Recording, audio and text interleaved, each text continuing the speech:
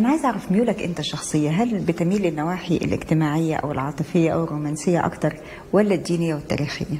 لا اسمحي لي أقول لك كل الأدوار أحب ألاقي نفسي فيها. ليه؟ الأدوار هي مجموعة مختلفة من البشر، والبشر هم الحياة. فأنا بحب كل الأدوار، بحب الحياة. بس أنا يعني ابتديت أكش في السنوات الأخيرة، وده يمكن برضو اللي خلى يعني أعمالي تقل قوي من الأدوار اللي هي ممكن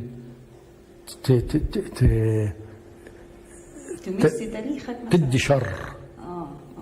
ليه؟ لأن أنا يعني الحمد لله من 10 سنين بالظبط حجيت، وأنا الحمد لله بأدي العبادة من 20 سنة وزيادة أكتر.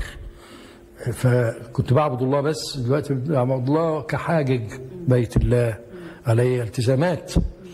فبأخشى أن تأثير الشر من خلال أداء ممكن يبقى عميق مني، أعيشه قوي، يقوم يأثر على الغير ويحبوا الشر من خلاله، وهنا بقى كارثة وعاقب من الله، وقرش يبقى حرام.